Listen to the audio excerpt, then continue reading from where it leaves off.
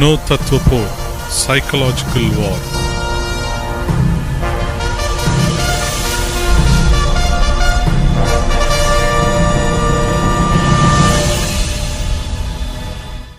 இந்த கடைசி நாட்கள்ல தீர்க்க தரிசனங்கள் பற்றின விழிப்புணர்வு காரியங்களை நாம் சிந்தித்து கொண்டு வருகிறோம். இதுல கர்த்தர் இந்த வேத புஸ்தகத்திலே நமக்கு பல காரியங்களை வெளிப்படுத்தி காண்பிச்சிருக்கிறார். அவைகளை ஒவ்வொன்றாய் நம்ம தியானம் செய்தோம், அதை பார்த்து கொண்டு வருகிறோம். இந்த கடைசி காலத்தின் அடையாளங்கள் என்னென்னலாம் நடக்குது அப்படின்னு பார்த்தோம்.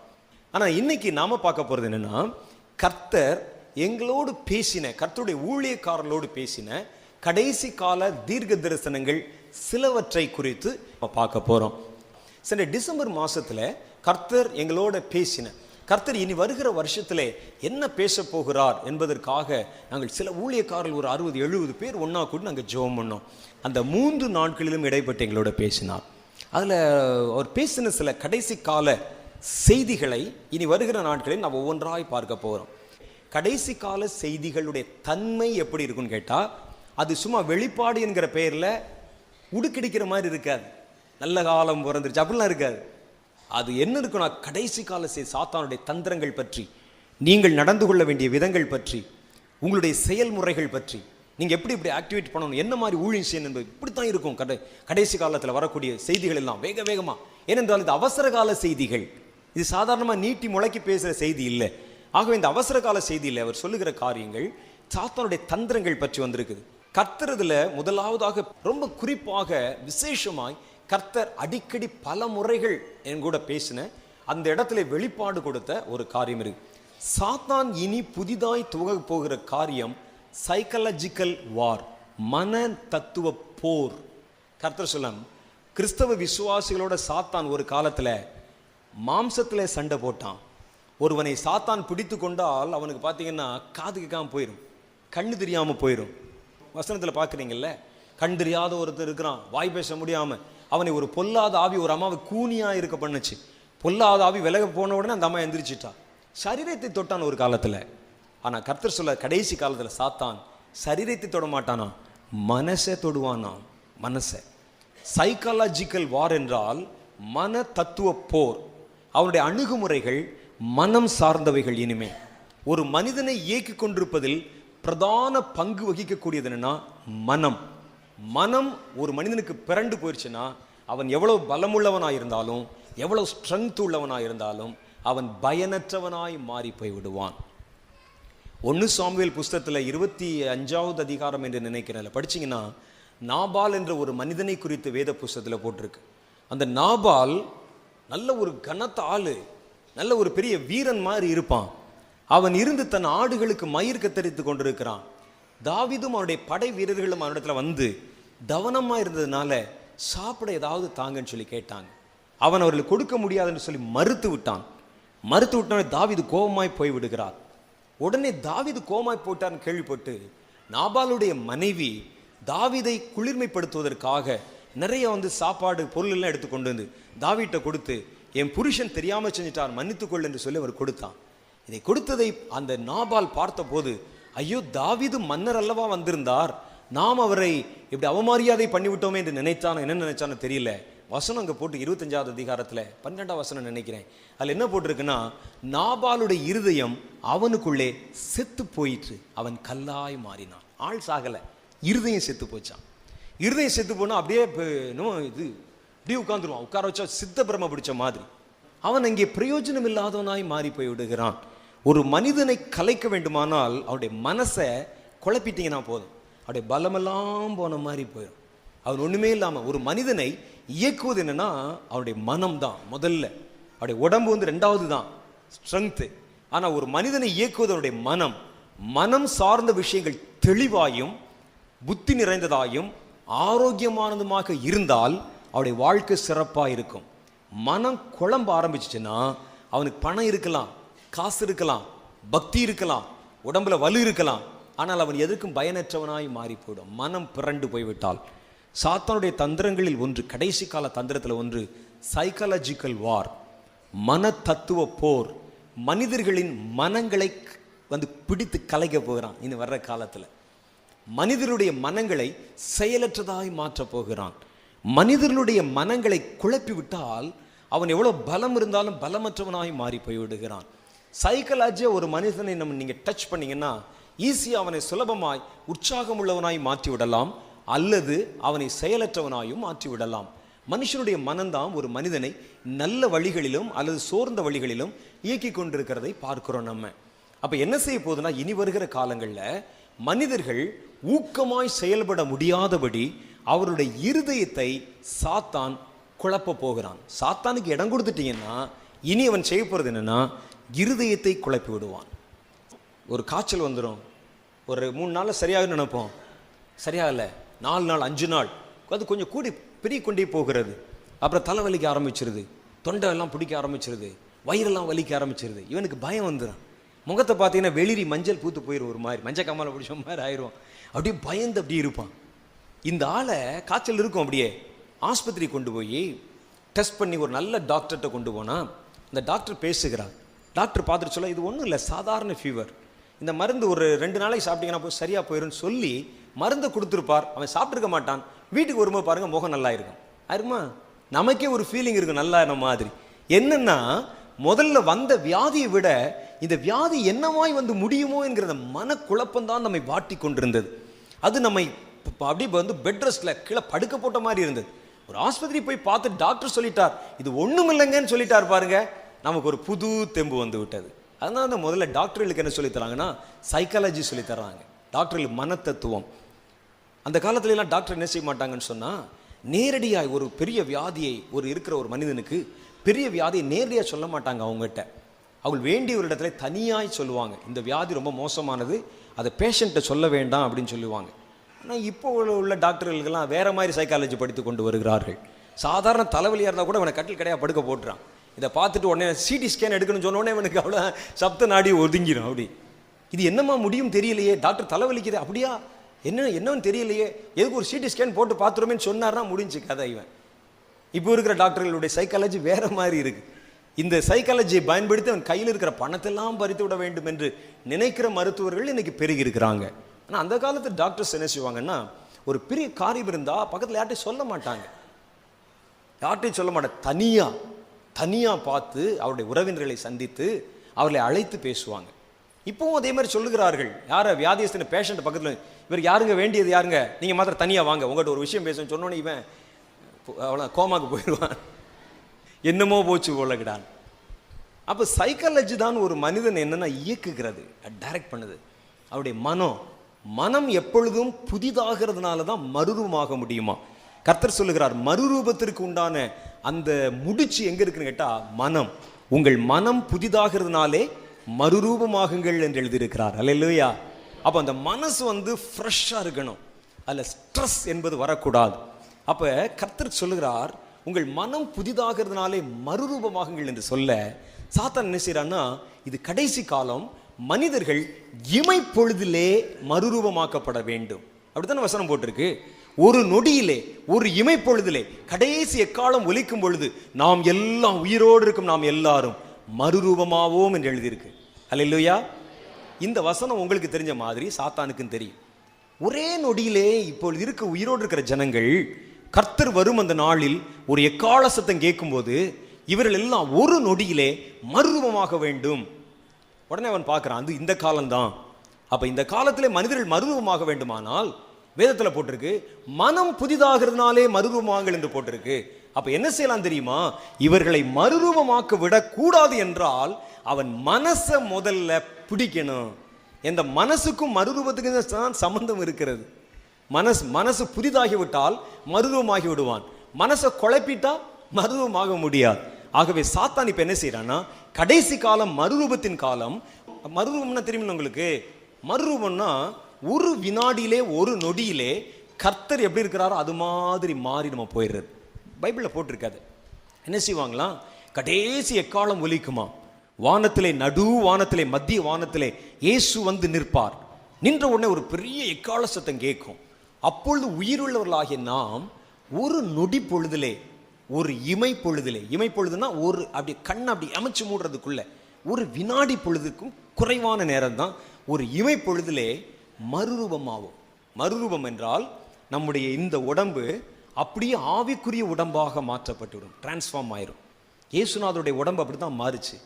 அவர் உயிரோடு எழும்பினார், கல்லறையின் கற்கள் புரட்டப்பட்டது, உயிரோடு எழும்பி தம் சீடர்களுக்கு அவர் காண்பித்தார். அவருக்கு உடம்பு இருந்துச்சு, எலும்பு இருந்துச்சு.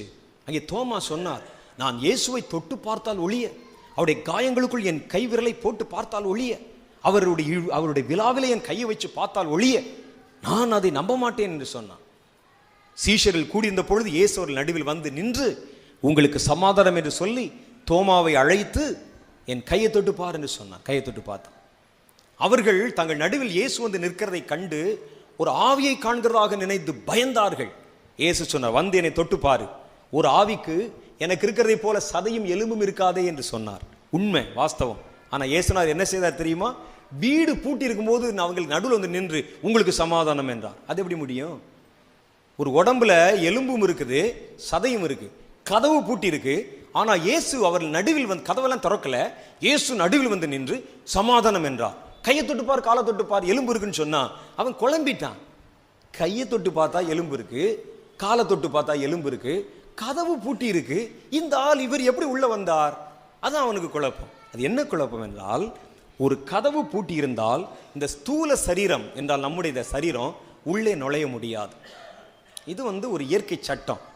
ஆனால் அதே சரீரம் ஆவிக்குரிய சரீரமாய் மாற்றப்பட்டு விட்டால் அதை எந்த இயற்கை சக்தியும் தடை செய்யவே முடியாது. அல்லேலூயா.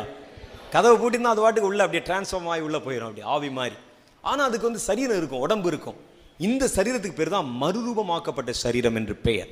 பாருங்க, ஒருவன் சரீரத்தில் இருந்தால் அவன் என்ன செய்ய முடியாது? மேலிருந்து குதிச்சா கீழே தான் வந்து விழ முடியும், கீழே இருந்து மேலே பறக்க முடியாது. பறக்க வேண்டுமானால் ஏதாவது ஒரு ஆயுதம் அவனுக்கு வேணும். ஒரு பலூன் வேணும்.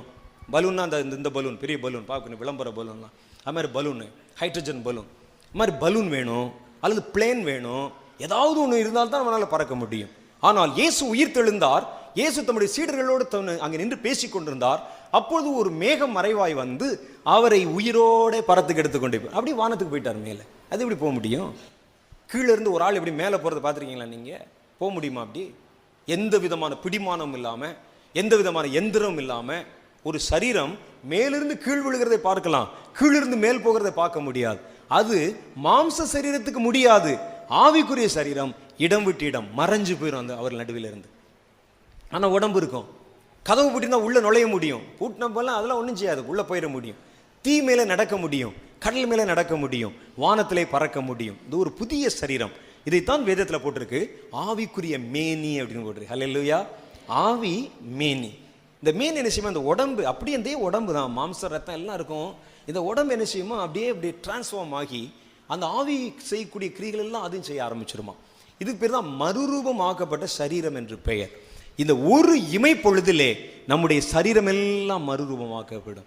மறுரூபமாக்கப்பட்டா என்ன செய்யும் கேட்டா, சரீரத்தில் எந்த குறைபாடும் இருக்காது. அப்பொழுக்கு இல்லாத சரீரமா இப்படியே சரீரம் அப்படி மறுரூபமாக்கப்பட்டு இருக்கிற இருமலோட, இருக்கிற காச நோயோட, அல்லது இருக்கக்கூடிய அந்த ஈசனோஃபீலியாவோட இப்படி போய் நினைச்சுன்னா அது பெரிய கொடுமை. அது எல்லாம் சரியா போயிடும், எல்லாம் சரியா பெர்ஃபெக்ஷன். சரீரம் முழுதும் அப்படி பெர்ஃபெக்டா மாறிடும். மாறி அவர்கள் பரலோகத்துக்குள்ளே போய் விடுவார்கள். அது பேர் தான் மறுரூபம். மறுரூபமாக்கப்பட்டு அவர்கள் ஒரு இமைப்பொழுதிலே கர்த்தருடைய ராஜ்யத்துக்குள்ளே எடுத்துக்கொள்ளப்படுவார்கள். இந்த மறுரூபம் என்கிறது எதில் சம்பந்தப்பட்ட விஷயம்னா, மனம் சம்பந்தப்பட்ட விஷயம். வேதத்தில் போட்டிருக்கு, உங்கள் மனம் புதிதாகிறதுனாலே மறுரூபமாகுங்கள் என்று எழுதியிருக்கு. இப்போ மறுரூபமாக்கப்படுகிறவர்கள் மனம் புதுசா இருக்கணும், ஃப்ரெஷ்ஷா இருக்கணும். மனசு குழம்பக்கூடாது, மனசு திடம் உள்ளதா இருக்கணும், மனம் விசுவாசம் உள்ளதா இருக்கணும், மனம் எல்லாவற்றிலும் தேவனை சார்ந்திருக்கிறதா, புதுப்பிக்கப்பட்டதா, புதிதாக்கப்பட்டதா இருக்கணும். அதைத்தான் கர்த்தரங்க சொல்ல. அதை சாத்தான் பார்க்கிறான். இது ஜனங்கள் மறுரூபமாக போகிற காலம், மறுரூபம் உண்டாக்கப்பட போகிற காலம். ஒரு இமை பொழுதிலே, நொடி பொழுதிலே, கணப்பொழுதிலே ஒரு கூட்டம் ஜனங்கள் மறுரூபமாக்கப்பட போற காலம். அப்படின்னா என்ன செய்யணும்? இவருடைய மனங்களை பிடிப்பதுதான் இவர்களை மறுரூபமாக்க முடியாமல் தடுப்பதற்குண்டான ஒரே ஒரு வழி. அப்போ சாத்தான் இப்போ கடைசி காலங்களில் செய்யக்கூடிய வார் என்னன்னு கேட்டிங்கன்னா, மனதை குழப்புவது. இதில் தான் நீங்கள் ரொம்ப கவனமாக இருக்கணும். இனி வருகிற காலங்களில் கிறிஸ்தவ குடும்பங்களில் நீங்கள் ஜெபிக்க முடியாதபடி, நீங்கள் வேதம் வாசிக்க முடியாதபடி, கர்த்தருடைய வேலையை செய்ய முடியாதபடி, கர்த்தரை குறித்து சிந்திக்க முடியாதபடி உங்கள் மனங்களை குழப்புவதற்கு என்னென்ன காரியம் இருக்கோ அது எல்லாவற்றையும் திட்டமிட போறான் சாத்தான். புருஷனுக்கு மனைவி கடலை கருத்து வேறுபாடு, மனசு குழம்பிடும். உடனே பிள்ளைகளுக்கும் பெற்றோருக்கும் இடையிலே கருத்து வேறுபாடு. சாத்தான் பாப்பா அந்த வீட்டில் 7 பேர் இருக்கிறான்னா யார் நம்ம சொல்றது கேட்குற மாதிரி ஆளா இருக்கிறான், அவனை பயன்படி சுண்டி விட்டால் போதும். குடும்பத்தில் ஒரு ஆளை கெடுத்துட்டா போதும், குடும்பத்தில் ஒட்டுமொத்த மன நிம்மதியும் போயிடும். எல்லாம் ஜவுத்து போயிட்டு வர இவன் தண்ணி அடிச்சு வந்து நிற்பான் வீட்டில், அவ்வளோதான், எல்லாம் போயிடும். அப்படி இதனால என்ன செய்கிறார்கள் என்றால், குடும்பத்தில் தான் இனிமேல் வருகிற காரியங்களில் உங்களுடைய மனங்கள், அந்த மனங்களில் இருக்கக்கூடிய அந்த மருத்துவமாக்கக்கூடிய தன்மை மாறும்படிக்கு மனசில் குழப்பங்களை கொண்டாக்க போகிறான்.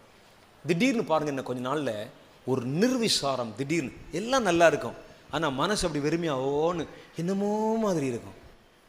திடீர்னு ஒரு லோன்லினஸ் அழுத்த ஆரம்பிக்கும், அப்படியே ஒரு ஸ்ட்ரெஸ் அப்படின்னு சொல்லுவாங்க, ஸ்ட்ரெஸ் அழுத்த ஆரம்பிக்கும். யோசிச்சு பார்த்தா ஒன்றுமே இருக்காது, வீடு நல்லா இருக்கும், புருஷன் நல்லா இருக்கிறாரு, நல்ல பண வரவு இருக்கு, குடும்பம் நல்லா இருக்கு, ஹெல்த் நல்லா இருக்கு, ஆனால் ஏதோ ஒன்று இழந்ததை போல. யார் யாருக்கு அப்படிலாம் வந்திருக்கு இப்போ இடையில? திடீர்னு ஒரு ஸ்ட்ரெஸ் அழுத்திருக்கா? நீங்களாம் கவனமாக இருக்கணும். கை தூக்க மாட்டீங்க தெரியும் எனக்கு, ஆனால் நீங்கள் கவனமாக இருக்கணும். உங்களை சாத்தான் தொட்டு பழக ஆரம்பித்து விட்டான் என்று பொருள். திடீர்னு எல்லாம் இழந்த மாதிரி, பைபிளே படிக்க முடியாது, ஜெபத்துக்கே போக முடியாது, ஏதோ அப்படியே இது பிடிச்ச மாதிரி அப்படியே ஒரு மாதிரி இருக்கும். அது மனதை குழப்பி குழப்பி குழப்பி பாறாங்கல்ல தூக்கி தலையில வச்ச மாதிரி, நெஞ்சில வச்ச மாதிரி அழுத்தி, ஏதோ என்னன்னு புரியாது நமக்கு. அதான் சைக்காலஜிக்கல் வார். சாத்தான் யார் யாரை தொடலாம் என்று அப்படி ஒரு டெஸ்ட், அப்படி ஒரு தட்டி பார்த்துட்டு போறான், அவ்வளவுதான். உன்னைத்தான் அடுத்து குறி வைக்க போகிறான். இதுதான் ரொம்ப கவனம். அவங்களுக்கு தான் அந்த ஸ்ட்ரெஸ்ஸு, திடீர்னு ஒரு மாதிரி எல்லாம் அப்படி மயக்கமாகி குழப்பமாகி அப்படியே உட்காந்துருவான். அப்படி ஊழியக்காரர்கள் ரொம்ப கவனமாக இருக்கணும். சாத்தானுக்கு இடம் கொடுத்தா இனி அவன் தொடக்கூடிய களம் மனோ தத்துவம், சைக்காலஜி, அதில் எல்லாம் இருக்கும், ஆனால் ஒன்றுமே இல்லாத மாதிரி ஆக்கிடுவான். அப்படியே ஒரு மாதிரி பேயறைஞ்ச மாதிரி, எதையும் சிந்திக்க முடியாதபடி, என்னன்னு தெரியல, என்னமோ மாதிரி இருக்கு, என்ன செய்யுது, ஒன்றுமே செய்யலை. ஸோ சரீரத்தில் ஏதாவது பலம் வேணுமா? இல்லை, ஆனால் மனசு ஏதோ மாதிரி போட்டு அடிக்குது, குழப்பமாக இருக்கு, ஸ்ட்ரெஸ். இது சாத்தானுடைய கடைசி கால தந்திரங்களில் ஒன்று. என்ன செய்ய போறான்னு சொன்னால், குடும்பங்களில் இப்போ சமீப காலத்து ஸ்டாட்டிஸ்டிக்ஸ் என்ன தெரியுமா? ஒரு வக்கீல், ஒரு அம்மா என்கிட்ட ஃபோனில் பேசிகிட்டு இருந்தாங்க. அவங்க சொன்னாங்க, இந்த நாட்களில் பிரதர் ஒரு ஸ்டாட்டிஸ்டிக்ஸ், ஒரு புள்ளி விவரம் சொல்லுது, கிறிஸ்தவ குடும்பங்களில் தான் இந்த 2 வருஷமாக விவாகரத்து அதிகமாக, உடஞ்சு போன திருமண வாழ்க்கை என்பது கிறிஸ்தவ குடும்பங்களில் தான் ஜாஸ்தி. நீங்கள் எந்த வக்கீல்கிட்ட கேட்டு பாருங்களேன், வக்கீல்கிட்ட நீங்கள் கேட்டு பாருங்கள், நீங்கள் நான் சொல்கிறத வச்சு கேட்டு பாருங்கள். இந்த 2 வருஷத்தில் உடஞ்சு போன கிறிஸ்தவ குடும்பங்கள், டைவர்ஸ் கேஸு இந்த 2 வருஷத்தில் எவ்வளோ கேஸ் நடந்திருக்குல்ல, அதில் எந்த குடும்பங்களில் கேஸ் நடந்து விவாகரத்து ஆயிருக்குன்னு கேட்டால் கிறிஸ்தவ குடும்பங்களில் தான் அப்படி ஆயிருக்கான். அதுதான் இப்போ மேக்ஸிமம் லீடிங்கில் நிற்குது. கிறிஸ்தவ குடும்பங்களில் சமாதானம் இல்லாத ஒரு தன்மை, அவர்களை குழப்பமூட்டுவது, அவர்களை எதற்கும் எடுத்தாலும் எரிஞ்சு விழுற மாதிரி பேச வைக்க. பிரியமானவர்கள், நீங்கள் ஒன்று மாத்திரம் பார்த்துக்குங்க, அப்படி ஏதாவது வர ஆரம்பிச்சுன்னா அது சாத்தான் உங்கள் இருதயத்தை குழப்புவதற்காக செய்கிற காரியம் என்று கண்டு நீங்கள் ரொம்ப கவனமாக நீங்கள் நடந்து கொள்ளணும். இடம் கொடுத்துட்டீங்கன்னு சொன்னால் அவளை ஜெயிக்க ஆரம்பிச்சிருவான். உங்கள் மனசில் குழப்பங்களை கொண்டு வர ஆரம்பித்து விடுவான். அடுத்து என்ன நடக்குமோ, அவன் பேசுவான் ஆரம்பிக்கிறாரே, இவர் இப்படி வர ஆரம்பிக்குதே, இந்த வாழ்க்கை எப்படி போகுமோ, அப்படி இப்படின்னு சொல்லி நீங்களாய் பல காரியங்களுக்கு உள்ளே இடம் கொடுத்தா நீங்கள் மறுரூபம் ஆக முடியாது என்பதை ஞாபகத்தில் வச்சுக்கணும். உங்கள் மனம் புதிதாகிறதுனால், அது நல்லா சொன்னா, மனம் ஃப்ரெஷ்ஷாக இருந்தா, மனம் நல்லா புதுசாக இருந்தா மறுரூபமாகலாம் என்று கர்த்தருடைய வேதம். குழப்பம் நிறைந்த மனம். அப்போ ஒரு மனிதனை மறுரூபமாக்குவதில் மனம்தான் மிக முதல் இடத்தை வகிக்கிறது, மனம். அதனால உங்கள் இருதயத்தை எல்லா காவல்களோடும் கட்டுக்களோடும் காத்து கொள்ளுங்கள்.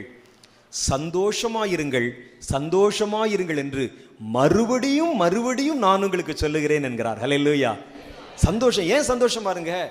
ஏன் நம்ம சந்தோஷமா இருக்கல? சந்தோஷமா இருந்தா தான், மனசு ஃப்ரெஷ்ஷா இருந்தா தான் நீ மறுரூபம் ஆக முடியும். சும்மா அப்படியே ஒரு மாதிரி பேயறைஞ்சு போய் அப்படியே மனநிலை பாதிக்கப்பட்ட மாதிரி அப்படியே போய் நின்று கொண்டிருந்தா அந்த ஆத்துமாக்கள் அவருடைய மறுரூபத்துக்கு அது பெரிய ஒரு இடைஞ்சல். இப்ப என்ன செய்யறான்னு பாருங்க, சபைகளிலே, ஊழியங்களிலே, ஊழியக்காரர்கள் இடத்துல இதை முதல்ல சாத்தான் ஆரம்பிக்கிற நல்ல விசுவாசிகளுடைய குடும்பங்கள்ல. அவனுக்கு தெரியும், குடும்பத்தை தொட ஆரம்பிச்சுட்டா இங்க இருக்கக்கூடிய அத்தனை பேருடைய நிம்மதியும் கொலைத்து விடலாம், அவருடைய சமாதானத்தை அற்றுப்போக பண்ணி விடலாம். அவர்கள் சந்தோஷத்தை எடுத்து போக பண்ணிவிடலாம். அதற்கு என்னென்ன இருக்கோ, ஒன்று உங்கள் பிள்ளைகள் எடுத்து பயன்படுத்தலாம், உங்கள் கணவனை எடுத்து பயன்படுத்தலாம், மனைவி எடுத்து பயன்படுத்தலாம். ஒன்றுமே இல்லையா, உங்கள் மனசுலேயே ஒரு பெரிய ஒரு கன்ஃபியூஷன், ஒரு குழப்பம் இருக்கிற மாதிரியான ஒரு சூழ்நிலையை உண்டாக்கலாம். இந்த மனநிலைகள், பாதிக்கப்படுகிற சூழ்நிலைகள் எங்கெங்கெல்லாம் வருதுன்னு பார்த்து நீங்கள் கவனமாக இருக்கணும். உங்கள் மனநிலையை பாதிக்கக்கூடிய விதத்தில் நடந்து கொள்ளுகிறவர் யார் என்பதை பார்த்து அவர்களை தவிர்க்க முடிந்தால் தவிர்த்து விட வேண்டும். ஒருவேளை நண்பர்கள் இருப்பாங்க, ஒரு 10 பேர் ஃப்ரெண்ட்ஸ் இருப்பாங்க. அதில் சிலர் ரொம்ப ப்ராப்ளம் பண்ணிக்கொண்டே இருப்பான், ரொம்ப மனசை வேதனைப்படுத்திக்கிட்டே இருப்பான், உங்களுடைய இருதயத்தை சோர்ந்து போக பண்ணிக்கொண்டே இருப்பான்.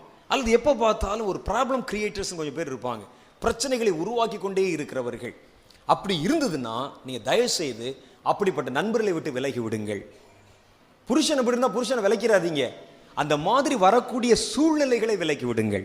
எந்தெந்த நேரத்தில் சண்டை வருது, எந்தெந்த நேரத்தில் போராட்டம் வருதுன்னு பார்த்து யாராவது ஒருத்தர் அமைதியாக இருந்துட்டா சத்தம் இல்லை. 2 கை சேர்ந்தா தான் சத்தம் கேட்கும். அவர் கத்த நீ கத்த, அப்போ தான் சத்தம் கேட்கும். அது மாத்திரம் கத்திட்டு இருந்தால் கொஞ்ச நேரம் கத்திட்டு இருப்பார், அவர் விட்டுருவார், அவ்வளோதான். ஒரு கையை மாத்திரம் வீசினா சத்தம் கேட்காது. கேட்குமா சத்தம்? 2 கையும் சேர்ந்தா தான், 2 பேரும் சண்டை போட்டால் தான் அங்கே சண்டை, அது பேர். அவர் பேச ஆரம்பித்தால் நீங்கள் தாழ்ந்து போய் விடுங்கள். தாழ்ந்து போகிறதுல தப்பே கிடையாது. நமக்கு நம்ம ஆத்மா முக்கியம், நம்ம மனசு ஃப்ரெஷ்ஷாக இருக்கிறது முக்கியம், சந்தோஷமாக இருக்கிறது முக்கியம். ஏன் சந்தோஷமாக இருக்குன்னு சொன்ன, சும்மா சந்தோஷத்துக்கு இல்லை. இந்த சந்தோஷம் என்பது மறுரூபம் சார்ந்த விஷயம், உங்கள் மறுரூபத்தை நிர்ணயிக்கிற விஷயம். உங்கள் மனம் புதிதாகிறது என்பது மறுரூபம் சம்பந்தப்பட்ட ஒரு காரியம். அதில் ஸ்ட்ரெஸ் வந்துருச்சுன்னா மறுரூபம் என்பது அற்று போய்விடும், மறுரூபம் என்பது உங்களுக்கு கிடைக்காமலே போய்விடும். கர்த்தர் பேசியிருக்கிறார் பாருங்க, கவனம், மனங்களோட போராடி மனிதர்களுடைய இருதயங்களை மடங்கடிக்கிற கண்ணுக்கு தெரியாத யுத்தம். அவன் செய்யக்கூடிய அந்த களம் புதிய களம், புதிய கலை, புதிய யுத்தத்திற்குள்ளே சாத்தான் இனி வருகிற காலங்களில் இந்த வருஷத்திலிருந்து புறப்பட போகிறான். நடப்பது என்னவென்றால், அநேகருடைய விசுவாசம் தங்களை அறியாமலே தளர்ந்து போய்விடும். கர்த்தர் பேசின வார்த்தை, அநேகருடைய விசுவாசம் தளர்ந்துருமா. விசுவாசம் என்பது மனம் சார்ந்த விஷயம். இருதயத்துக்குள்ள தான் விசுவாசம் வரும் இல்லையா? நம்முடைய உள்ளத்துல நம்முடைய நினைவுகள் சார்ந்த விஷயம் தான் விசுவாசம். இருதயத்தை குழப்பிட்டா விசுவாசம் குழஞ்சு போயிடும். இப்போ சொல்றாரு, விசுவாசம் தளர்ந்து போய்விடும். மனங்கள் கர்த்தருக்குள்ளே லயிக்காது. அது இப்பவே நாங்கள் பார்க்குறோம். சபைகள் நடத்துகிற பாஸ்டர் இடத்துல கேட்டால் நல்லா நிறைய சொல்றாங்க, இந்த மாதிரி காரியங்கள் சொல்றாங்க. விசுவாசிகளுடைய மனநிலை முன்ன போல இல்லை, இப்போ மாறிடுச்சு. விசுவாசிகளுக்கு பிரசங்கம் பண்ணா கேட்டுக்கொண்டே இருக்கிறார்கள், கதை சொன்னா கேட்குறாங்க, ஆராதனை நடத்தினா கேட்குறாங்க, பாட்டு பாடச்சுனா பாட்டு பாடுறாங்க. ஆனால் அவர்கள் வாழ்க்கையை பற்றி பேசினால் கோவப்பட்டு விடுகிறார்கள். வந்து ஒழுங்கா ஜெபம் பண்ணுங்க, உங்கள்கிட்ட இப்படி ஒரு தவறு இருக்குன்னு சொன்னால் கோவப்படுறான். முன்ன அப்படி கிடையாது. நாங்கள்லாம் வழிநடத்த ஆரம்பித்த காலங்களில் என் கூட இருந்தவங்க என்னை விட பெரியவர்கள். இப்போதான் என் கூட வந்து நிறைய சின்ன பிள்ளைங்க இருக்கிறாங்க. ஆனால் அந்த நாட்களில் நான் ஊழியத்துக்கு வந்த புதுசில் எனக்கு 24 வயசு. ஆனால் என் கூட இருந்தவர்கள் 30 வயசு, 33 வயசு, 40 வயசு, 43 வயசு, அவங்கெல்லாம் வந்து சேர்ந்துருந்தாங்க என் கூட. அவர்களை வழிநடத்த வேண்டும். வழிநடத்தினா என் வயசு வேறு, அவங்க வயசு வேறு. எனக்கு கர்த்தர் சொல்கிற காரியத்தை நான் ரொம்ப கடினமாக சொல்லுவேன். அவங்ககிட்ட இது தப்பு அப்படின்னு சொல்லுவேன், இது தவறு, இதை செய்யக்கூடாது, நீ செஞ்ச தப்பு, போ வெளியே அப்படின்னு சொல்லுவேன். அப்படியே கதவு கிட்ட வாசல் அப்படி நின்று கொண்டே இருப்பார்கள். ஐயோ பிரதர் கோவப்படுறாரு, நம்ம பார்த்து கொஞ்ச நேரம் கழிச்சு மறுபடியும். இப்போ பேசினா எந்திரிச்சு போயிடறான் டக்குன்னு. போயா நீ பேசிட்டு போ, நீ ஆச்சு உன்னுடைய ஊழியமாச்சு அப்படின்னு சொல்லி எந்திரிச்சு போயிடறாங்க. அந்த காலத்தில் நாங்கள் வழிநடத்தின பொழுது அவர்களுக்கு தாங்கள் ரட்சிக்கப்பட வேண்டும் என்கிற வேகம் இருந்தது. அடி வாங்கியாவது, குட்டுப்பட்டாவது, எப்படியாவது பரலோக ராஜ்யத்தை போய் அடைஞ்சிடணும். இப்போ அப்படி இல்லை. ஏதோ நாங்கள் சர்ச்சுக்கு வந்தால் இவர்களுக்கு லாபம் என்பதை போல் நினைத்து கொண்டிருக்கிறார்கள். நீங்களாம் சர்ச்சுக்கு வந்தால் எங்களுக்கு லாபம், கூட்டம் வந்தால் எங்களுக்கு லாபம் அப்படிங்கிற மாதிரி நினைச்சிக்கிட்டு இருக்கிறாங்க. இப்போ யாராவது கூப்பிட்டு சொல்கிறோம், இல்லை இந்த ஊழியத்தை நீங்கள் இப்படி செய்யக்கூடாது, இந்த ஊழியத்தை நீங்கள் இந்த செய்த தவறு. ஏன்னா நான் எனக்கு கொஞ்சம் காலங்கள் ஆகிவிட்டது அல்லவா, எங்கே செய்தால் தவறு வரும் என்று எனக்கு தெரியும். நான் நிறைய ஒரு நாளைக்கு 100கணக்கான மனிதர்களை பார்க்கிறவன், 100கணக்கான பேருடைய பிரச்சனைகளை பார்க்கிறவன். உங்கள்கிட்டலாம் வெளியே சொல்ல முடியாத பல அந்தரங்கமான பிரச்சனைகளை எங்கள் மாதிரி ஊழியக்காரதான் சொல்லுவாங்க. நான் ஒரு கூட்டத்துக்கு போனால் 1000கணக்கான பேரை ஒரே நேரத்தில் பார்த்துட்டு வந்துடுவேன். பல பேர் எனக்கு டெலிஃபோனில், எனக்கு கடிதங்கள் மூலம் தன்னுடைய வாழ்க்கையின் போராட்டங்கள் எல்லாம் எங்களுக்கு சொல்லுவாங்க. எனக்கு அனுபவம் ஜாஸ்தி. ஒரு மனிதன் ஊழியம் செய்தால் எப்படி, எந்த இடத்துல எப்படி செஞ்சானா தப்பாக போகும்னு எனக்கு தெரியும். இங்கே போனான்னா அவன் எப்படி முட்டுவான் அப்படின்னு தெரியும். இது வந்து செய்தால் இது வந்து விளையாது என்பது தெரியும். இது கர்த்தரை பிரியப்படுத்தாது என்று தெரியும். அப்போ இதை வச்சு நம்ம சொல்லுவோம், ஒரு ஆளை கூப்பிட்டு, இல்லைங்க இது இப்படி செய்யக்கூடாது, அந்த ஊழியத்தை இதை வந்து நீங்கள் இப்படித்தான் செய்யணும், அதை தான் கர்த்தரை பயப்படுத்த சொன்னால் இப்போ கோவம் வந்துடும். இப்போ எல்லாம் சொல்லக்கூடாது, உடனே எந்திரிச்சு போயிடுவார். போயா நீ ஆச்சு உன் ஊழியமாச்சு, எனக்கு தெரியாதோ உனக்கும் தலை தான் இருக்கு, எனக்கும் தலை தான் இருக்கு, எனக்கும் தலை இருக்கு, அவருக்கும் தலை இருக்கு, போய் கொண்டிருக்கிறார். இதுதான் பாஸ்டர்கள் போற இடத்துல எல்லாம் சபை போதர்களை தான் புலம்புகிறார்கள். ஜனங்களை திருத்த முடியவில்லை, ஜனங்களிடத்திலே வாழ்க்கை பற்றி பேச முடியவில்லை, ஜனங்களுடைய தவறுகளை சுட்டி காட்ட முடியவில்லை, நீங்கள் செய்கிற இந்த காரியம் கர்த்தரை பிரியப்படுத்தவில்லை என்று சொல்ல முடியவில்லை. சொன்னால் அவர்கள் அதை கேட்க மறுக்கிறார்கள், எழுந்து போய்விடுகிறார்கள். என்ன, இப்ப ஜனங்களுடைய இருதயத்துக்குள்ள ஒரு சைக்கலாஜிக்கலா நீ பெரியவன் என்கிறதை போல ஒரு தோற்றத்தை உண்டாக்கி வைத்திருக்கிறான். எனக்கு தெரியும், நடக்க முடியும், அப்படி இப்படின்னு சொல்லி. அப்ப நாம பேசக்கூடிய காரியங்கள் அவர்களுக்கு வேறு துணியாய் துணிக்கிறது. நாம் என்னமோ அவர்களை குற்றம் சாட்டுற மாதிரியும், எப்போ பார்த்தாலும் பிரதர் நம்மை குற்றம் சாட்டி, ஆமா எனக்கு பொருத்தனை பாருங்கள், உங்களெல்லாம் குற்றம் சாட்டி கொண்டே நான் ஆண்டவரே, நான் இன்னைக்கு எப்படியாவது ஒரு 100 பேரையாவது நான் திட்டி கொண்டே இருக்கணும் ஆண்டவரே, எனக்கு பொருத்தனை எடுத்துக்கொண்டு வருகிறேன் காலையில்.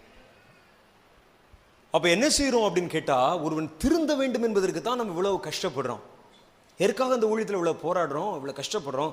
ஒரு 10 பேரையாவது கிறிஸ்துவுக்குள்ளே நிலைநிறுத்த முடியுமா என்பதுதான் எங்களுடைய பிரயாசம் ஒழிய, இவர்கள் 10,000 பேர் இங்கே கூட வேண்டும் என்றது நோக்கமாய் இருந்ததும் இல்லை, இலக்காய் நிர்ணயிக்கப்பட்டதும் இல்லை எனக்கு.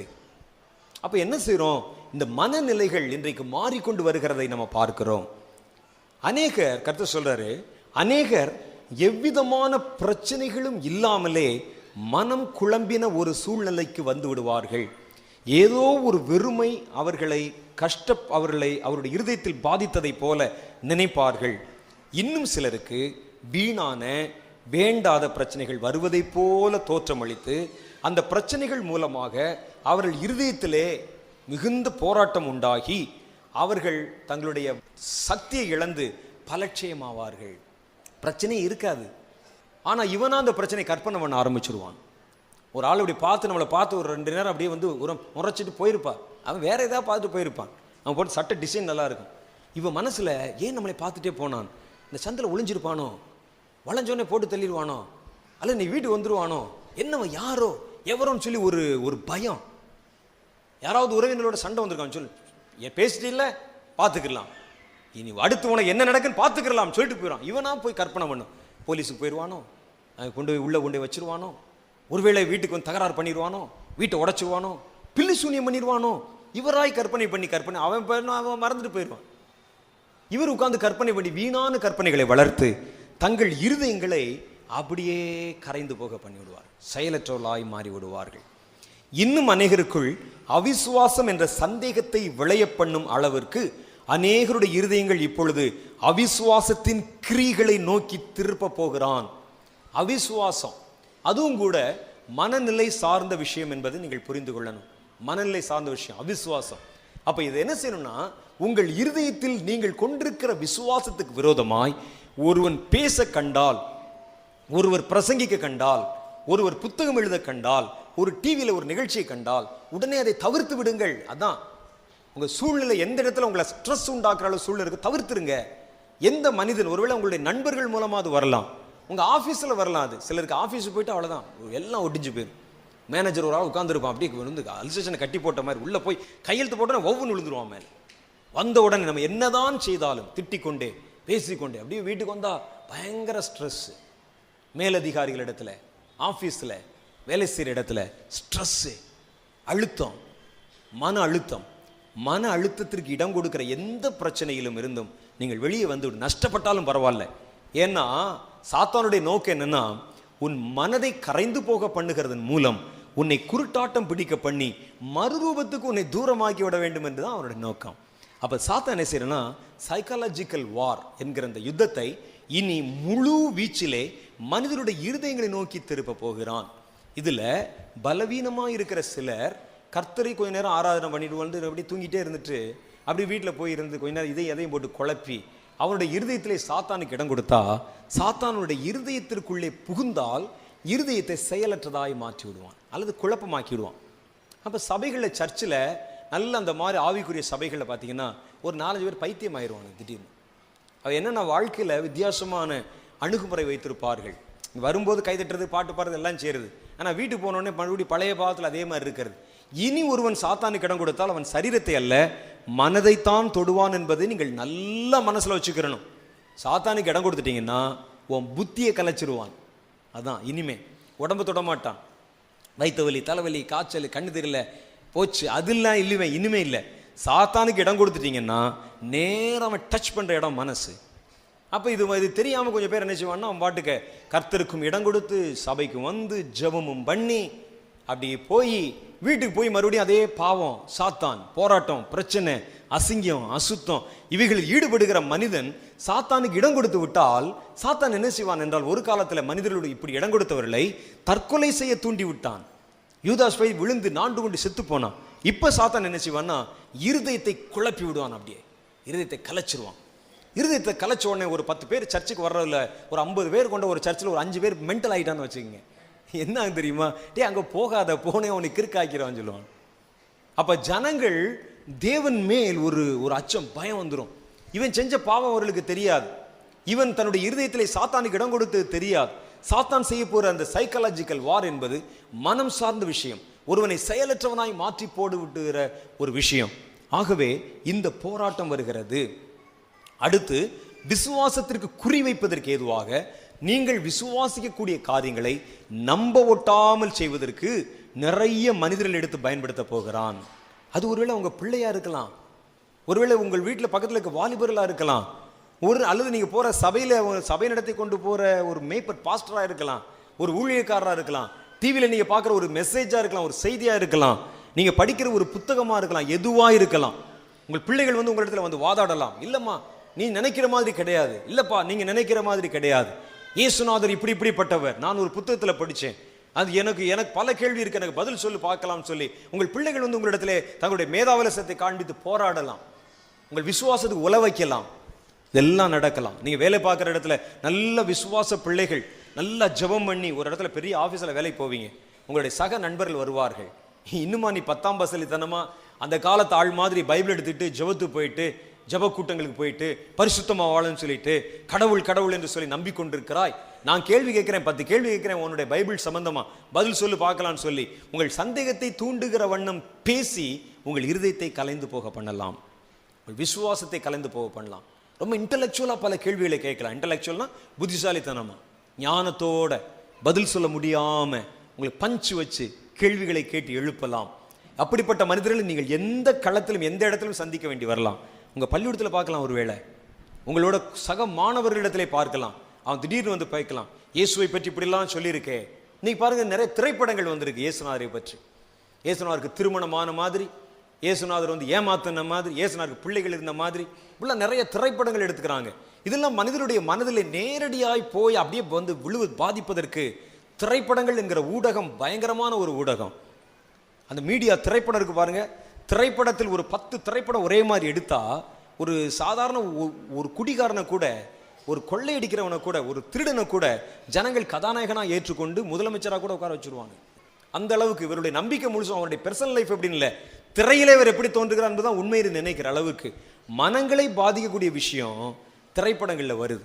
அப்ப சாத்தான் என்ன செய்யறான்னா அந்த மீடியாவை எடுக்கிறான், முதல்ல எடுத்து வெகு ஜனங்களுடைய இருதயங்களை பாதிக்கவும் அவர் விசுவாசத்தை குலைந்து போகவும் பண்ணும்படிக்காக இயேசுவின் மேலே தாறுமாறான காரியங்களை கற்பித்து திரைப்படங்கள் எடுக்கவும், புத்தகங்கள் எடுக்கவும், வீடியோக்கள் எடுக்கவும், இவைகள் எல்லாம் ஜனங்கள் நடுவில் கொண்டு வந்து விளைய பண்ணவும் செய்கிறான்.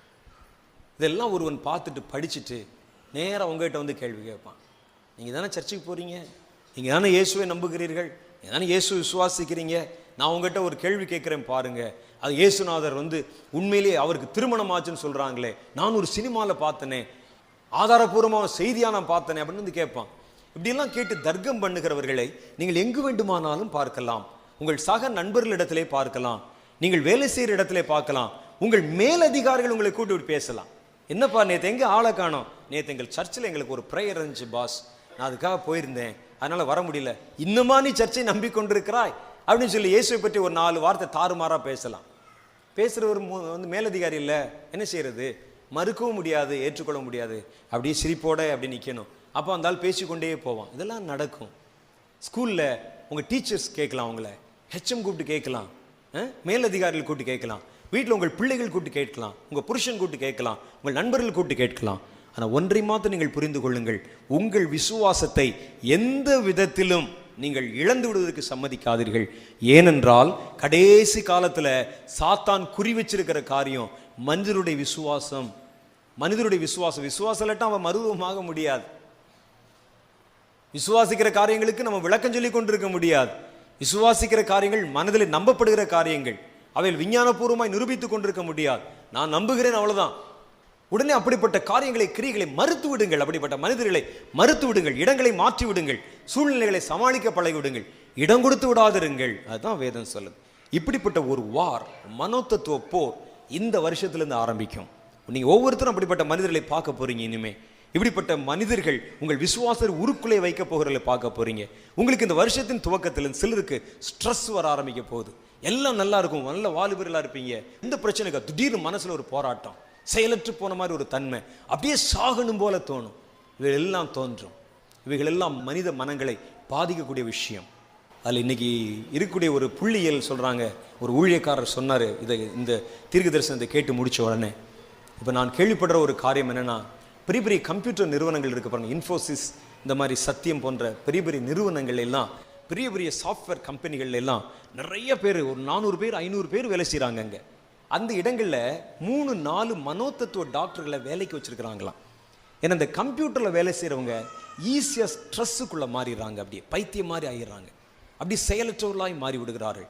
இருதயத்தை அப்படி அது குழப்பி விடுகிறது அப்படின்னு சொல்லி இந்த நிறுவனங்களில் 3 அல்லது 4 பேர் சைக்காலஜிக்கு சம்மந்தமான டாக்டர்ஸ் வந்து உள்ளே இருக்கிறாங்களாம். டாக்டர்கள் இதுக்குன்னே வேலைக்கு வச்சுருக்கிறாங்களாம். கொஞ்ச நாளைக்கு ஒரு 2-3 நாளைக்கு முன்னால் ஒரு இது மாதிரி ஒரு பெரிய ஒரு நிறுவனம், அந்த நிறுவனத்தோட பேர் சொல்ல விரும்பலைன்னா, ஒரு பெரிய நிறுவனத்துடைய மேனேஜர் எனக்கு ஃபோன் பண்ணார். அவர் சொல்ல, அவருக்கு வந்து நிறைய எத்தனை லட்ச ரூபா சம்பளம் ஆகும். அவர் தான் அந்த கம்பெனிக்கு மேனேஜர், பெரிய சாஃப்ட்வேர் நிறுவனம், அது சென்னையில் இருக்கிறார். அவர் என்கிட்ட பேசணும்னு சொல்லி பல பேர்கிட்ட ஃபோன் நம்பர் வாங்கி பல முறை எங்களுடைய அலுவலகத்துக்கு ஃபோன் பண்ணி கடைசியில் என்கிட்ட பேசினேன். 3/4 மணி நேரம் பேசினேன். அவர் சொல்கிறாரு, எனக்கு சம்பாத்தியத்துக்கு ஒன்றும் குறைச்சல் இல்லை பிரதர், நிறைய பணம் இருக்குது. எங்கள் நிறுவனம் பெரிய நிறுவனம், தமிழ்நாட்டில் பெரிய நிறுவனம், இந்தியாவில் நல்ல நம்பர் 1 நிறுவனம். அந்த நிறுவனம் நல்ல ஒரு சாஃப்ட்வேர் நிறுவனம். நான் அதில் வந்து ஒரு பெரிய மேனேஜராக இருக்கிறேன். எல்லா வசதி இருக்குது. ஆனால் என் மனதில் ஒரு போராட்டம், குடும்பத்தில் போராட்டம், என் மனசில் ஒரு நிலையாயினால் வந்து இருக்குது, வேலை செய்ய முடியல. 4 முறை நான் தற்கொலைக்கு முயற்சி பண்ணேன், சாவதற்கு முயற்சி பண்ணி போயிட்டேன். நான் மாத்திரை போட்டு படுத்துட்டேன். இப்படிலாம் இது எனக்கு ஏன் வாழ வேண்டும் எனக்கு தெரியவில்லை. எனக்கு நீங்கள் தான் ஏதாவது ஒரு ஆலோசனை சொல்லணும்னு சொல்லி கேட்குறேன். இந்த மாதிரி நிறைய காரியங்களை பார்த்தீங்கன்னா, மனிதனுடைய மனம் சார்ந்த விஷயங்களில் மனிதர்களை ஹேண்டிகேப் ஆக்குவதற்கு, ஊனமடைய பண்ணுவதற்கு நேராக மனித மனங்களை பாதிக்க பண்ண போகிறான். ஆகவே நீங்கள் என்ன செய்யணும்னா, கர்த்தருக்குள் சந்தோஷமா இருங்கள் என்று மறுபடியும் நான் உங்களுக்கு சொல்லுகிறேன். நீங்கள் உங்களையும் உங்களை சுற்றி இருக்கிறவர்களையும் மகிழ்ச்சியோடு வைத்துக் கொள்ளுங்கள். எந்த சூழ்நிலையிலும் மனோரம்யமா இருக்க பழகி கொள்ளுங்கள். அல்லேலூயா. அப்படி இருக்கணும், சாத்தான் நெருங்கவே முடியாது. இந்த உம்மனா மூஞ்சி, நீ இந்த மாதிரி மூஞ்சி நீண்டு போனவன் இப்படிப்பட்ட ஆட்களை தான் சாத்தான் குறி வச்சு தாக்குவான். சிரித்து கொண்டுதான் சாத்தானை துரத்தி விடலாம் என்று சொல்லுவார்கள். அப்போ கர்த்தருக்குள் மகிழ்ச்சி. சும்மா சிரிச்சிட்டு இருக்குன்னா இதாப்பா சிரிச்சுக்கிட்டு இருக்குது இல்லை, அதுக்கு ஒரு ஆராதனை கண்டுபிடிச்சிருக்காங்க. இப்போ அதை விட கொடுமை என்ன செய்யுதுன்னா, மனிதனுடைய ஸ்ட்ரெஸ்ஸை போக்குறதுக்காக ஆராதனைக்கு வந்தவொடனே என்ன செய்ய, எல்லாரும் எழுந்து நிற்போம் அப்படின்னு சொல்றது. ஒரு போதர் வருவார், சிரிங்கள் அப்படின்னு சொல்லுவார். என்ன எதுக்கு சிரித்தல்? என்னை பார்த்து நீங்கள் சிரிங்கள், உங்களை பார்த்து நான் சிரிக்கிறேன், ஒருவரை பார்த்து சிரிங்கள், அப்படி எல்லாரும் சிரித்து விட்டு போகணும். அது இல்லை. இப்படி வெறுமனே சிரிப்பை உருவாக்குவதனால் மகிழ்ச்சி வரப்போவதில்லை மனிதனுக்கு. இந்த சிரிப்பு நின்ற உடனே மறுபடியும் மனதை அந்த வேதனை கவ்விக்கொள்ளும். மனோரம்யமா இருக்க பழகிக் கொள்ளுங்கள். எல்லாவற்றிலும் போதும் என்ற மனதுடன் கூடின தேவ பக்தியே மிகுந்த ஆதாயம் என்று வேதம் சொல்லுகிறது. பணம் சம்பாதிக்கணும், பேர் சம்பாதிக்கணும் போறவன் தான் இப்படிலாம் போய் மாட்டிக்கொள்ளுகிறான். பல போராட்டங்களில், பிரச்சனைகளில் போய் மாட்டிக்கொள்ளுகிறான். போதும் என்ற மனம். ஏனென்றால் இப்பொழுது இந்த மனம் சார்ந்த விஷயங்களில் சாத்தான் கவனம் வைத்திருக்கிறதுனால நீங்கள் எல்லா விதமான காவல்களோடும் கட்டுக்களோடும் உங்கள் இருதயத்தை நீங்கள் பந்தோஸ்தாக பாதுகாத்து கொள்ளணும். மடங்கடித்து விழுகிறவர்கள், சைக்காலஜிக்கல் வார்னால் சாத்தானால் கட்டப்படுகிறவர்கள் என்று கர்த்தர் சொல்லுகிறார். ஒருவனும் துரத்தாமலே அவர்கள் ஓடுவார்களாம். யாரோ விரட்டுற மாதிரி தெரியும்னா ஓடிட்டே இருப்பான். ஒருவரும் துரத்தாமலே அவர்கள் ஓடுவார்கள், ஒருவரும் அவனுக்கு விரோதமாய் சண்டை செய்யாமல் மடங்கடிக்காமலே தானாய் கீழே விழுவார்கள். அதெல்லாம் மனிதனுடைய மனதிலே சாத்தியம். மனிதனுடைய மனதை ஒரு திசையில திருப்பி வைத்து விட்டால், அதுக்குன்னு சில ட்ரைனிங்லாம் எடுக்கிறானுங்க சில ஆட்கள். சைக்காலஜியில் என்ன செய்கிறாங்கன்னு சொன்னால், அவருடைய மனிதனுடைய மனதை அடிமைப்படுத்தி விடுகிறார்கள். அப்படி அந்த மாதிரி செய்யக்கூடியவர்கள் என்ன செய்யறான், அவர்களை இயக்கக்கூடிய கட்டளைகள் படி நடக்க வைத்து விடுகிறார்கள். இந்த மாதிரி சாத்தான் அவர்களை என்ன செய்யறான், பாதித்து அவர்கள் இருதயங்களை செயலற்றதாக்கி அவர்களுக்கு மறுபடியும் கற்பித்து அவர்களை ஒரு உனக்கு இனிமேல் வாழ்க்கை இல்லைங்கிற மாதிரி சொல்லி அவருடைய உயிர்களை சாகடிக்க அவன் அவரை தற்கொலை செய்து கொள்ள அவர்களை இருதயத்தை தூண்டுகிறான் என்று வேதம் சொல்லும். ஆகவே இப்படிப்பட்ட மனோதத்துவ போர் இனி வருகிற காலங்களில் மனிதர்களை பிடிக்க போகிறது. அப்போ என்ன செய்யணுமா? கர்த்தருக்குள் மகிழ்ச்சியாக இருக்கணும். எந்த ஒரு சூழ்நிலையிலும் நீங்கள் உடனே அதில் அப்படியே இன்வால்வ் ஆகி அது இது பண்ணிடக்கூடாது. உங்கள் நண்பர்கள், உங்கள் அயலகத்தார், உங்கள் போராட்டங்கள், உங்கள் பிரச்சனைகள், உங்கள் மனசை வேதனைப்படுத்துகிற மாதிரி ஆள் இருந்தால் அவரோட பேசாதீங்க, விட்டுருங்க. அதோட அவர்கள் சாத்தானால் பயன்படுத்தக்கூடிய கருவிகள் என்பதை ஞாபகத்தில் வச்சுங்க. உன்னுடைய அந்த மறுரூபமாக்கப்படுதலுக்கு ஒல வைக்கிறான் அப்படிங்கிற மாதிரி தெரிஞ்சுங்க. வீட்டில் ஒருவேளை சிலர் பேர் தவிர்க்க முடியாதவர்கள் இருப்பாங்க. அந்த மாதிரி ஆட்க அவனை தவிர்க்க முடியாது, ஆனால் அவன் கொண்டு வருகிற பிரச்சனையை தவிர்த்து விடலாம். நீங்கள் குறிப்பிட்ட சூழ்நிலை, குறிப்பிட்ட இடத்துல எதனால இப்படி போராட்டம் வருதுன்னு பார்த்து அந்த சூழ்நிலைகள் எல்லாம் மாத்திரம் தடுத்து விடுங்கள், தவிர்த்து விடுங்கள். பேசினா எதிர் பேசாதீங்க. அவர்களை இனம் கண்டு கொண்டீர்கள் என்று வைத்துக் கொள்ளுங்கள். என் மனதை பாதிப்பதற்காக சாத்தான் இவனை பயன்படுத்த ஆரம்பிக்கிறான். என்னை மனசை கஷ்டப்படுத்துறதுக்காக, என்னை செயலற்றவன் ஆக்குவதற்காக, என்னை ஜெபிக்க விடாமல் பண்ணுவதற்காக, கர்த்தருக்குள் சந்தோஷமா இருக்க விடாமல் பண்ணுவதற்காக, என்னை அதற்காக ஒருவனை எடுத்து பயன்படுத்த ஆரம்பிச்சுதான் தெரிஞ்சிச்சுன்னா, சாத்தான் ஒருத்தனை டச் பண்ணிட்டான்னு தெரிஞ்சிச்சுனாலே நீங்க கவனமா இருக்கணும். அவனை கொண்டு எவ்விதத்திலாவது உங்களுடைய மறுரூபத்துக்கு உலை வைத்து விடுவான். ஆகவே விழிப்பாய் அவர்களை அவாய்ட் பண்ண முடிஞ்சு அவாய்ட் பண்ணிருங்க. அந்த சூழ்நிலைகளை தவிர்க்க முடிந்தால் தவிர்த்து விடுங்கள். அந்த போராட்டங்களுக்கு ஈடு கொடுக்காதீங்க. போராட்டங்களை போய் நிற்காதீங்க. அவர்களோட நீங்களும் சரிக்கு சரி மல்லுக்கு நிற்காதீங்க. அவர்களுக்கு ஆத்மாவை குறித்த கவனம் இல்லை, ஆனால் உங்களுக்கு தெரியும் இது உங்களுக்கு விரோதமாய் சாத்தான் கொண்டு வருகிற மனோதத்துவ போர். இதில் நீங்கள் ஜெயிச்சே தீர வேண்டும். ஏனென்றால் மனம் மறுரூபமாக வேண்டுமானால், ஒருவன் மனிதன் மறுரூபமாகனா மனம் புதிதாக வேண்டும். மனிதனுடைய மனம் புதிதாக இருக்க வேண்டும். அதில் வாலிப பிள்ளைகள் விசேஷமாக நீங்கள் தான் கவனமாக இருக்கணும். வாலிபர்களுக்கு இப்படிப்பட்ட ஸ்ட்ரெஸ் அடிக்கடி உண்டாவது வாடிக்கை வழக்கம். அவங்களுக்கு ஒன்றுமே இருக்காது. அவங்க பிள்ளைகளாக பேசிட்டு என்னமோப்பா வாழ்க்கையை வெறுத்து போச்சு. ஒன்று பின் வாழ்க்கையை ஆரம்பிச்சிருக்காரு, வாழ்க்கை வெறுத்து போச்சான். என்னமோ தெரியல, யாருமே என்னை நேசிக்கவில்லை. இப்படி இதில் தான் பல பேர் கெட்டு போவதும் பல பேர் இடறி போவதும் பார்த்தீங்கன்னா, அவருடைய மனசில் தாங்களாய் ஒன்று, எங்களை யாருமே நேசிக்கலை, எங்களை யாருமே புரிந்து கொள்ளவில்லை, எங்களை யாருமே அன்பு கூறவில்லை, எங்களை யாருமே எங்களை என்னன்னு கேட்கல அப்படின்னு. நான் ஒன்று சொல்கிறேன், உங்களை யாரும் அன்பு கூறவில்லையா? நீங்கள் அன்பு கூறுங்களேன். உங்கள் பெற்றோர்கிட்ட கேட்டால் அவங்க சொன்னால் என் பிள்ளை என்னை அன்பு கூறுவில்லைன்னு சொல்கிறாங்க. உங்கள்கிட்ட கேட்டால் எங்கள் பெற்றோர் என்னை அன்பு கூறுவில்லைன்னு சொல்கிறீங்க. யாராவது ஒரு முந்தி அன்பு கூறுங்கள், அப்போ தான் அன்பு செயல்பட ஆரம்பிக்கும். யாரும் என்னை கவனிக்கவில்லை என்று சொல்வதை விட நீங்கள் மற்றவர்களை கவனிங்களேன். மற்றவர்களால் நீங்கள் சீக்கிரமே கவனிக்கப்பட்டு விடுவீர்கள். அல்லேலூயா. நீங்கள் மற்றவர்களை அன்பு கூற ஆரம்பிங்கள், மற்றவர்கள் உங்களை அன்பு கூற ஆரம்பித்து விடுவார்கள். நீ செய்ய வேண்டிய செய்யாமல் உட்கார்ந்து இப்படியே பேசிக்கிட்டே இருப்பாங்க. அது இந்த வாலிபர்களுக்கு நடுவிலே, வாலிப பெண் பிள்ளைகளுக்கு நடுவிலே ரொம்ப அதிகம். அது ஒரு குறிப்பிட்ட வயசில் அது வரும், அதிகமாக வரும். தங்களை யாருமே புரிந்து கொள்ளவில்லை என்பதை போல, தங்களை யாருமே நேசிக்கவில்லை என்பதை போல, உலகத்தில் எங்களை யாருமே இல்லை என்பதை போல, நாம் தனித்து விடப்பட்டவர்களை போல ஒரு மாய தோற்றம் உண்டாகும். அது இனி வருகிற காலங்களில் கிறிஸ்தவ பிள்ளைகளுக்கு இது ரொம்ப அதிகமாய் பெருக போகும். நீங்கள் என்ன செய்யுங்கன்னா, உங்களை ரொம்ப ஃப்ரெஷ்ஷாக வைத்துக்கொள்ள நல்ல ஜபங்கள், ஜப கூட்டங்கள், கர்த்தருடைய பிள்ளைகளோட ஐக்கியம், நல்லா மனம் விட்டு ஜபம். ஒருவேளை ஸ்ட்ரெஸ் என்ன செய்யுங்கன்னா, வாய் விட்டு ஜபம் பண்ணுங்க, சத்தம் போட்டு ஜபம் பண்ணுங்க. மனசுக்குள்ளே ஜெபம் பண்ண கஷ்டமா இருக்கா? வாய் விட்டு ஜெபம். சந்தோஷமா இருக்குன்னு சொன்னா கர்த்தரை துதித்து பாடல் பாடுங்கள். உங்கள் மனதை புதிதாக்கி கொள்ளுங்கள், புதிதாகவே வைத்துக் கொள்ளுங்கள். ஏனென்றால் புதிதாக்கப்பட்ட மனம்தான் உங்களை மறுரூபமாக்க உங்களுக்கு தேவையான ஒரு முக்கியமான பொருள் என்பதை நீங்கள் உங்களுடைய கருத்தில் வைத்துக் கொள்ளுங்கள். ஆகவே கர்த்தர் சொல்லுகிறார், இந்த வருடத்தில் இருந்து இந்த சம்பவங்கள் நடக்கிறதை நீங்கள் கேள்விப்படவும் உங்கள் கண்கள் காணவும் போகிறது.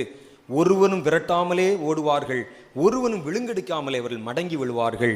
அவங்கள் விசுவாசத்தை காத்துக்கொள்ளுங்கள். அவிசுவாசத்தின் கிரிகளை பரப்புகிற புத்தகங்கள், பத்திரிகைகள், செய்திகள், டிவி ஒளிபரப்புகள் என்று எதையும் நீங்கள் உங்கள் இருதயத்திலே வாங்கி கொள்ளக்கூடாது என்று கர்த்தர் மறுபடியும் வலியுறுத்தி சொல்லுகிறார். ஆகவே இருதயத்தை கவனமாய் வைத்துக் கொள்ளுங்கள். கர்த்தருடைய வருகை சமீபமாக இருக்கு. நாம் எழுந்து நின்று ஜெபிப்போமா? இந்த மனோதத்துவ போரில் இருந்து கர்த்தர் நம்மையும் நம்முடைய குடும்பங்களையும் காத்துக்கொள்ளும்படிக்கு, நம்முடைய இருதயங்களையும் காத்துக்கொள்ளும்படிக்கு, சாத்தான் இருதயங்களுக்கு விரோதமா இப்போ உள்ள காலத்தில் பிரியமானங்களே ஒன்று கேளுங்க, சாத்தானுக்கு இடம் கொடுத்தா உங்கள் சரீரத்தை தொடமாட்டான். இந்த வருஷத்துல இருந்து உங்கள் இதயத்தை தான் தொடுவான். இனி வருகிற நாளில் மனசை குழப்பிடுவான். உடம்பெல்லாம் நல்லா இருக்கும், ஒரு பிரச்சனை போராட்டம் இருக்காது, ஆனால் மனசு குழம்பிடும். உடம்பு நல்லா இருந்து அழகாக இருந்து மென்டலாகி சுற்றினா எப்படி இருக்கும் யோசிச்சு பாருங்க. அவை சாத்தானுக்கு இடம் கொடுத்தா நீங்கள் இந்த ஆபத்துகளை சந்திக்க வேண்டி வரும். மனதை புதிதாக நீங்கள் வைத்து கொண்டால் நீங்கள் கர்த்தருக்குள் நிலைத்து கனி கொடுக்க வேண்டும். கர்த்தருடைய வருகையிலே மறுரூபமாக்கப்படலாம். உங்கள் மறுரூபமாக்கப்படுதல் என்பது புதிதாக்கப்பட்ட மனதை சார்ந்த விஷயம் என்று கர்த்தருடைய வேதம் வலியுறுத்தி சொல்லுகிறது. சாத்தானுக்கு இது தெரியும். ஆகவே யுத்த காலத்தில் உங்களை சந்திக்க அவன் இந்த வருஷத்திலே புறப்பட்டு விட்டான். யுத்தம் கர்த்தருடையது. ஜெயிக்கிறவரை முன்னிறுத்தி புறப்படுங்கள். உங்கள் இருதயத்திலே மாறுபட்ட இருதயங்களின் காரியங்களுக்கு நினைவுகளுக்கு இடம் கொடுக்காம இருங்க. பில்லி சூனியை வச்சுட்டான், பேய் ஏவி விட்டுட்டான், பிசாசு வந்துருச்சு, வீட்டு கதவை தட்டுது, வாசலுக்குள்ளே எட்டி பார்க்குது, கண்ணை உருட்டி பார்க்குது, இப்படிலாம் சொல்லி நீங்களா பயந்துட்டு இருக்காதீங்க. நான் அடிக்கடி சொல்கிற ஒரு காரியம் ஒன்று உண்டு. கர்த்தருடைய பிள்ளையை பார்த்துத்தான் சாத்தான் பயப்படுகிறான். சாத்தானை பார்த்து நீ பயப்படக்கூடாது. உன் பேர் சொல்லுவாங்க, ஐயா போயிட்டியாமா, அவ்வளோதான், சாத்தான் உன்னை பிடிச்சிருவான் அப்படின்னு சொல்லி. இல்லை, யாக்கோபுக்கு விரோதமான மந்திரவாதம் இல்லை, இஸ்ரேலுக்கு விரோதமான குறி சொல்லுதல் இல்லை.